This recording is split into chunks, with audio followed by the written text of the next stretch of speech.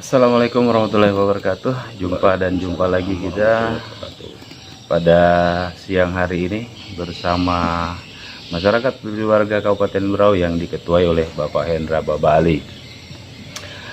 Sebelum kita lanjut ke pembahasan atau bincang-bincang sehat kita di siang hari ini, sedikit kita sapa dulu. Apa kabar Pak Hendra Babali? Alhamdulillah baik. Ya, semoga selalu baik dan tetap dalam lindungan Allah Subhanahu wa taala. Amin amin ya Allah. Semoga para pemirsa yang menyimak video ini selalu diberkahi dan dilindungi oleh Allah Subhanahu wa taala dan dimudahkan segala urusannya. Amin. Amin. Nah, begini Pak Hendra. Ini menindaklanjuti sebenarnya. Kemarin kita ada menyaksikan sidang daripada Komisi 4 DPR RI yang diketuai langsung oleh Bapak Dedi. Nah, Bapak Dedi ini terkenal dengan kritisnya, sosialnya, dan kepeduliannya. Nah, saya ingin menggarisbawahi ini ada beberapa komentar Bang Dedi di persidangan di Komisi 4 yang menghadirkan Kementerian DLHK, yang dimana isi persidangan tersebut membahas masalah kesejahteraan, lingkungan hidup, dan lain-lain yang berkaitan dengan kehutanan. Nah, begini Pak Hendra, sebelum kita memulai, marilah kita menyimak video berikut ini mengenai sidang di Komisi 4 DPR RI yang diketuai oleh Bapak Dedi. Kita langsung saja simak Pak Hendra. Oke, tidak membuang waktu lama, marilah kita simak Mereka bersama. yang memberikan yang terbaik. Saya ingat pagi ini baca kata-kata Mata Najwa.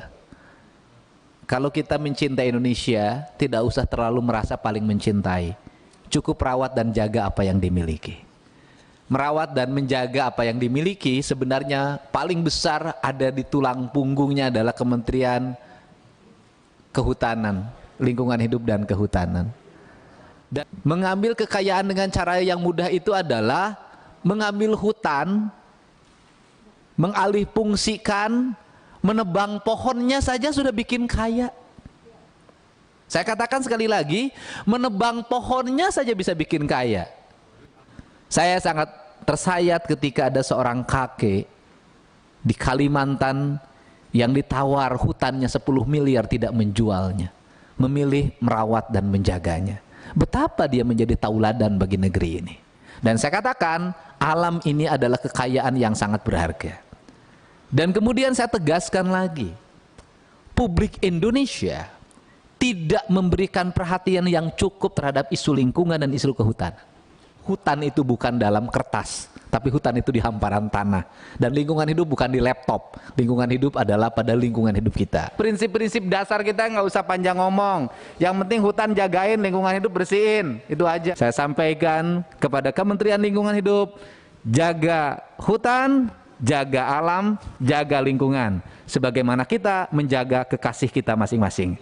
Terima kasih. Wallahu muwaffiq ila aqwamit thoriq. Assalamualaikum warahmatullahi wabarakatuh. Oke Pak Hendra, apa tanggapan Anda mengenai video barusan? Assalamualaikum warahmatullahi wabarakatuh. Waalaikumsalam warahmatullahi wabarakatuh. Salam Berau sehat, hijau, sejahtera. Dalam video yang telah kita tampilkan tadi, di sini sangat menginspirasi dan memotivasi kita, serta statement yang dikeluarkan oleh Pak Dedi Mulyadi dari Komisi 4 bahwasanya memberikan penegasan-penegasan tentang pelaksanaan hutan kota ataupun hutan lindung ataupun hutan apapun namanya di situ, di mana beliau berpesan bahwa sangat mengapresiasi salah satu orang tua yang berada di Kalimantan yang dengan gigih telah mempertahankan hutan buatan mereka. Dalam artian hutan buatan Pak Abah yang ada di Tenggarong. Walaupun beliau sudah pernah ada terjadi ditawar untuk menjual 10 miliar, tapi beliau tetap bertahan untuk mempertahankan hutan tersebut. Di sini titik poinnya bahwasanya begitu semangatnya beliau untuk mempertahankan, demi siapa? Demi anak cucu kita ke depannya. Bukan untuk siapa-siapa, tapi demi anak cucu kita ke depannya. Nah, jadi dari hal inilah kita mencoba untuk kita sama-sama belajar, sama-sama memotivasi, sama-sama berkarya, dalam artian untuk sama-sama melestarikan apa yang sudah ada, merawatnya, menjaganya, jangan sampai hilang atau punah di masa depan. Kasihan anak cucu kita, bukan untuk kita, tapi kasihan anak cucu kita. Ya. Mungkin seperti itu, Pak. Oke, Pak Hendra, terima kasih atas penjelasan.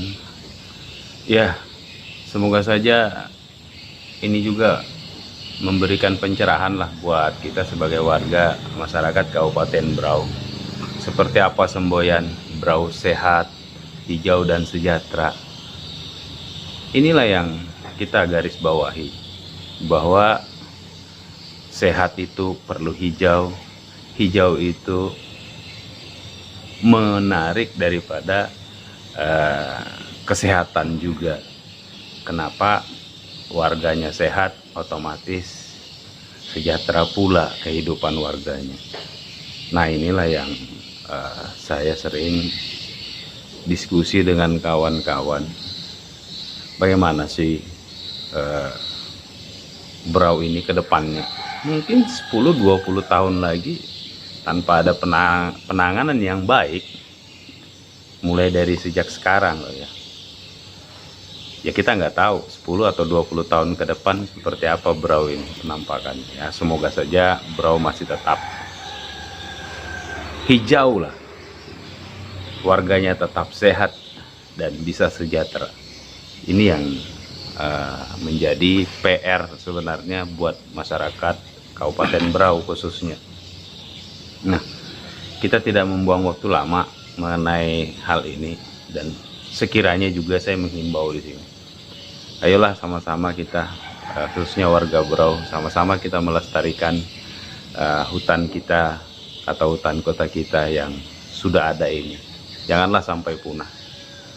Karena menurut saya mekanisme, aturan itu sudah ada. Tinggal bagaimana masyarakatnya melihat ini.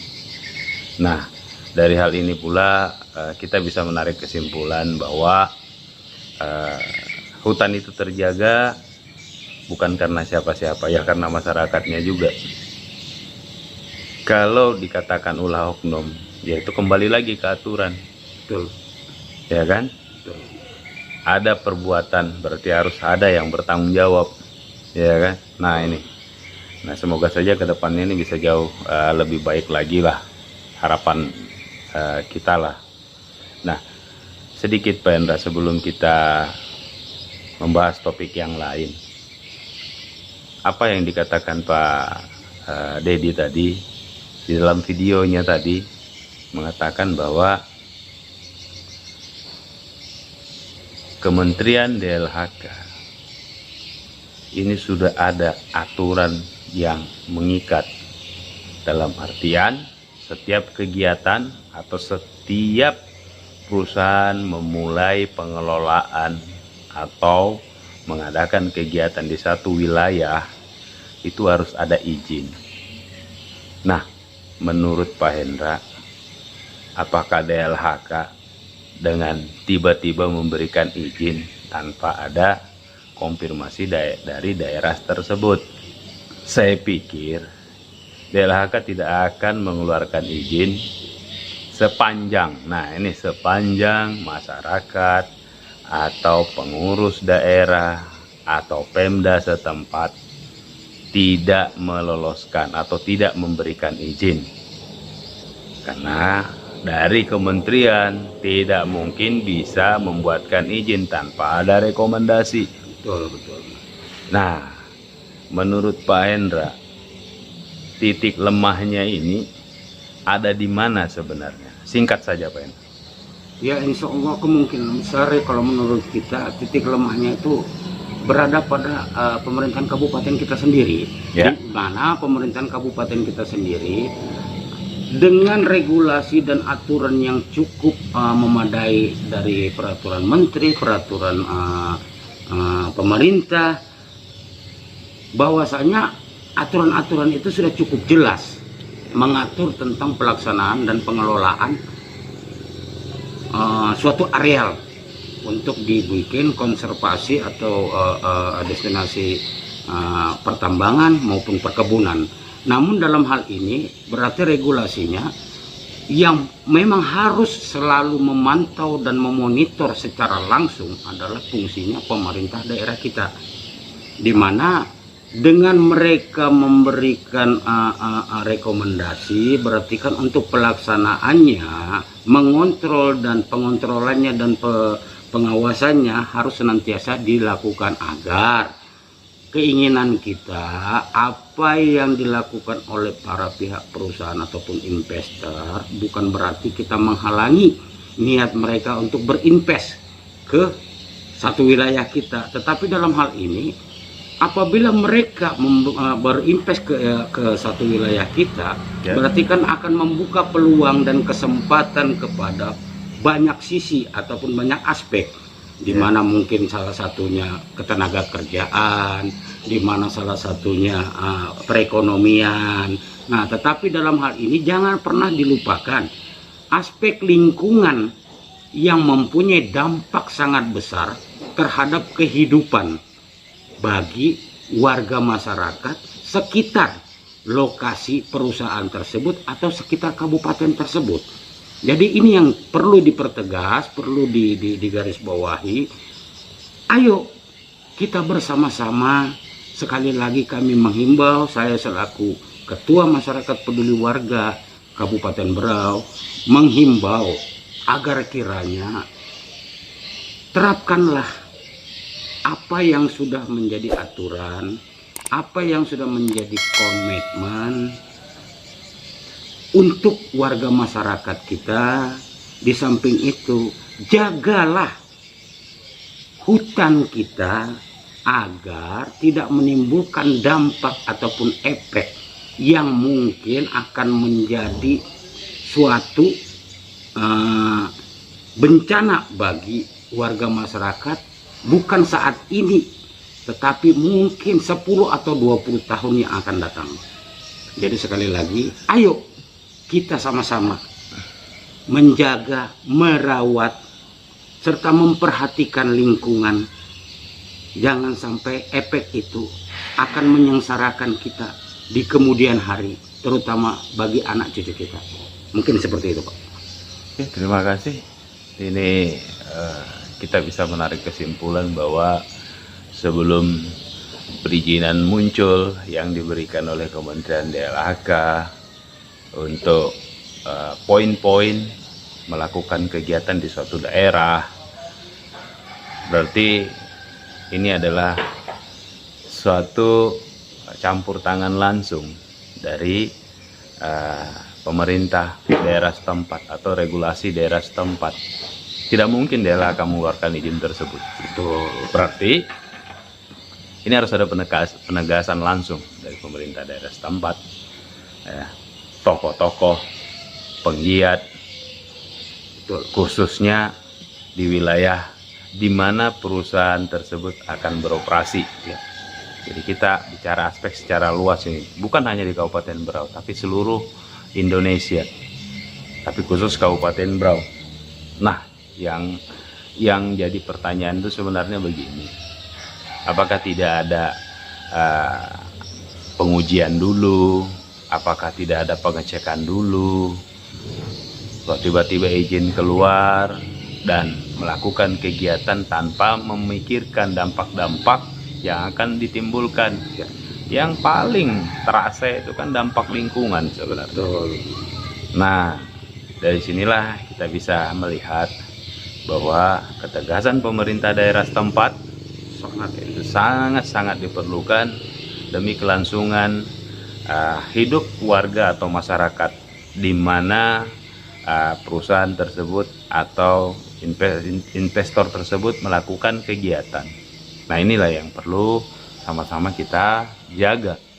Jangan sampai ke depannya ini bisa terjadi lagi, karena ada indikasi perambahan hutan kota yang dilakukan oleh perusahaan,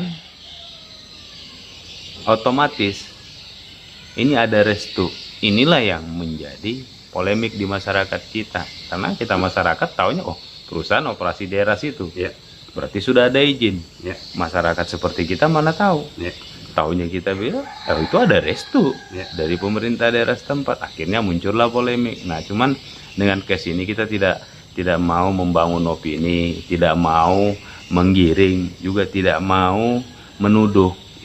Kita hanya share informasi, semoga apa yang sudah terjadi ini bisa tertangani dengan baik untuk kedepannya. Ini himbauan saya pribadi lah, karena saya sebagai masyarakat juga sangat peduli dengan lingkungan, karena dampaknya itu bukan dirasa sekarang, tidak, karena mungkin saja kita untuk saat ini masih aman, tapi apakah terpikirkan untuk 10-20 tahun yang akan datang, anak dan cucu kita apa bisa menikmati dengan situasi yang sama yang kita nikmati saat ini? Belum tentu, tidak ada yang bisa memprediksi. Nah, hal inilah yang menjadi bahan diskusi kita untuk hari ini, Pak Indra. Karena kita juga menginginkan Berau itu seperti apa semboyan kita, Berau sehat, hijau dan sejahtera warganya, ya kan? Betul. Nah, oke Pak Indra, sebelum kita mengakhiri diskusi atau bincang-bincang kita ini, alangkah baiknya kita sama-sama menyimak beberapa kegiatan sosial, khususnya dunia pendidikan yang dimotori oleh Bapak Hendra Babali beserta kawan-kawan di masyarakat peduli warga Kabupaten Berau. Dari beberapa kegiatan yang sudah berjalan, dokumentasi-dokumentasi tersebut mungkin kita bisa tampilkan di sini. Nah, sebelum itu kita berlanjut ke sana, mungkin sedikit penyampaian, Mbak Hendra. Supaya masyarakat kita ini juga tahu bahwa masyarakat peduli warga khususnya Kabupaten Berau yang diketuai oleh Pak Hendra Babali tidak hanya semata-mata untuk sosial atau lingkungan, tapi juga mengarah ke dunia pendidikan. Nah, ini sedikit saja gambaran, Pak Hendra. Kegiatan apa saja nih untuk dunia pendidikan? Sedikit contoh saja sebelum kita tampilkan slide dokumentasi di masyarakat keluarga Kabupaten Berau. Silakan, Pak Hendra. Alhamdulillah, Pak. Program-program kerja kita yang telah kita laksanakan di tahun 2018, 2019 sampai 2020 kemarin, itu salah satunya adalah bantuan khusus pendidikan anak sekolah yang telah kita laksanakan di SDN 003 Teluk Bayur, terdiri dari anak yatim piatu, anak dari keluarga kurang mampu, dan anak berprestasi ranking 1 sampai dengan 3. Itu berjumlah 50 orang. Itu merupakan tahap ke-7. Lantas ada juga tahap ke-8-nya di SDN 004 Teluk Bayur. Penerimanya, jumlah peserta penerima itu 75 orang. Alhamdulillah, selanjutnya di SD 005 Teluk Bayur dengan jumlah peserta 50 orang. Selanjutnya SD 002 Teluk Bayur dengan jumlah peserta 116 orang. Di saat yang terakhir kemarin, kita sudah masuk ke masa pandemi, di mana anak sekolah di lockdownkan, sehingga untuk yang selanjutnya SDN 001 terpaksa sampai detik ini kita belum bisa realisasikan atau kita sampaikan. Kenapa? Karena sampai detik ini anak sekolah juga belum dapat sekolah tatap muka. Nah, di situ jumlahnya 117 orang. Dari 5 sekolah yang kita sudah berikan ini, kita hanya menghimbau kepada para pihak perusahaan bahwasanya mari kita perhatikan dan peduli terhadap pendidikan anak. Semoga apa yang kita lakukan ini dapat memotivasi mereka sehingga mereka akan semakin rajin untuk bersekolah, di mana kita berikan masukan kepada para pihak perusahaan bahwasanya apa yang mau Bapak berikan kategorinya alat peralatan sekolah berupa mungkin salah satunya tas, sepatu, baju seragam, dan lain-lain. Poin keduanya adalah alat-alat tulis sekolah untuk tingkat SD.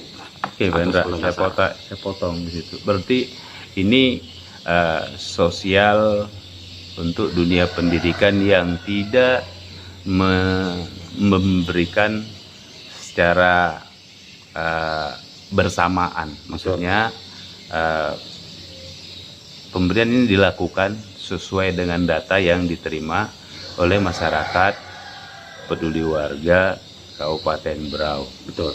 Dan sama seperti kemarin, sepertinya ini percontohan juga Pak Hendra ya, untuk dilakukan mencoba bagaimana sih perusahaan di Kabupaten Berau khususnya dunia industri ya memperhatikan warga sekitarnya, khususnya dunia pendidikan. Betul. Karena kita juga tahu bersama-sama bahwa perusahaan itu mempunyai kewajiban juga ya memberikan bantuan terhadap dunia pendidikan karena yang berdampak langsung. Betul. Ya, disinilah kita lihat bahwa perusahaan-perusahaan di Kabupaten Berau itu banyak, tapi sedikit yang mau melakukan. ya Dalam artian ini pemberian nyata secara langsung, jadi berdampak langsung ke masyarakat ya bukan hanya sebatas wacana tapi tidak pernah ada realisasi. ya Saya sangat apresiasi dari beberapa perusahaan yang tergabung di masyarakat peduli warga yang membantu pelaksanaan ini. Salah satu perusahaan yang sudah melaksanakan dari beberapa perusahaan yang telah melaksanakan. ya Mungkin dokumentasinya itu yang kita akan angkat di siang hari ini. ya Ini hanya untuk pencerahan untuk masyarakat maupun ya insya Allah lah para pengusaha yang belum, ya, yang belum. Dan harapan kita juga menghimbau, Betul. Perhatikanlah. Tapi perhatian ini langsung menyentuh ke masyarakatnya. ya Jadi tidak ada lagi bahasa pengelolaan yang dilakukan oleh apalagi atas nama oknum. Waduh, ini ada indikasi disalahgunakan. Betul. Nah, hal ini yang sering terjadi. Kenapa? Ya banyak juga sudah kita dengar bahwa perusahaan telah melakukan ini, telah melakukan itu atas nama ini dan itu. Tapi faktanya nggak ada. Betul. Begitu kita langsung ke masyarakat menanyakan, tidak pernah ada. Nah, ini contoh supaya bisa dilihat dan dirasakan oleh masyarakat atau warga kita, khususnya dunia pendidikan. Ya kalau saya sudah tidak meragukan lagi, kenapa? Sosialnya sudah berjalan dan ini sekarang merambah ke dunia pendidikan. Ini saya sangat apresiasi sekali dari beberapa perusahaan yang tergabung di masyarakat peduli warga untuk perhatian masalah pendidikan. Ini kita harus berikan apresiasi yang setinggi-tingginya. Kenapa? Jarang ada seperti ini. Jarang ada Pak Hendra. Dan ini saya kira permulaan yang baru dan harapan saya bisa dicontoh untuk perusahaan-perusahaan lebih memperhatikan lagi masyarakat sekitar dan lingkungannya. Ya. Berbuatlah untuk masyarakat, karena itu kembali lagi kalian berusaha di sini, mendapatkan hasil di sini, ya minimal kalian berbagilah dari keuntungan. Betul. Jangan sampai juga keuntungan kalian bawa pergi juga dari Kabupaten Berau, Ya. ya kan, Betul. secara keseluruhan, tapi tidak berdampak langsung, tidak ada berbagi ke masyarakat sekitarnya. Inilah yang menjadi penekanan kita. Ayo semua perusahaan yang ada di Kabupaten Berau, berbagilah dengan masyarakat sekitar di mana perusahaan Anda beroperasi, Betul sekali. ya kan, ya maupun industri kecil maupun yang besar, yang menyesuaikan dengan kemampuan. Tidak ada paksaan, tapi minimal ada perhatian. Betul, betul. Oke Pak Enda, sebelum kita close diskusi kita di siang hari ini, sedikit tambahan Pak Hendra, Ya. mengenai dunia pendidikan. Seperti apa yang ada di program masyarakat peduli warga untuk kedepannya? Silakan Pak Hendra. Alhamdulillah Pak. Sebelum saya masuk ke ranah itu, saya coba istilahnya mempertegas saja di sini bahwasanya masyarakat peduli warga Kabupaten Berau ini hanya mencoba menyampaikan kepada pihak-pihak perusahaan untuk kita memfasilitasi kegiatan-kegiatan tersebut. Jadi dalam hal ini semua kita serahkan kepada pihak perusahaan untuk dalam hal mungkin penyediaan apa dan barang apa yang mau mereka berikan kepada para anak-anak gitu. Sesuai dengan kemampuan perusahaan Betul. tersebut, tidak ada paksaan berarti ya. Pak? Betul. Nah, lantas program-program kita ini, Pak, karena program ini kita berikan percontohan di Kelurahan Teluk Bayur, Kecamatan Teluk Bayur, ini akan kita coba terapkan pelan-pelan ke seluruh kecamatan yang ada di Kabupaten Berau. Dalam artian kita mempunyai 13 kecamatan. Kalau untuk kampung itu ada 110 kampung. Ya. Nah, berarti kita pelan-pelan, kita coba step by step, tapi program ini bisa menyentuh secara menyeluas ke seluruh Kabupaten Berau. Mudah-mudahan, karena kita berharap dan sangat mengharapkan uluran tangan dari masing-masing perusahaan yang berada di sekitar wilayah operasional mereka, berada di sekitar wilayah kampung-kampung tersebut. Ayo, tolong berikan perhatian kepada para warga masyarakat kita, baik itu kepada dunia pendidikan, kepada masyarakat, sosial kemasyarakatan, kepada lingkungan. Ayo tolong sekali lagi bantuannya agar mau lebih mempedulikan dan memperhatikan para warga masyarakat kita. Seperti itu, Pak. Oke, terima kasih Pak Hendra. Berarti saya menggarisbawahi bahwa kegiatan ini benar-benar semata-mata murni sosial. Betul, Pak. Tidak ada kepentingan di dalamnya.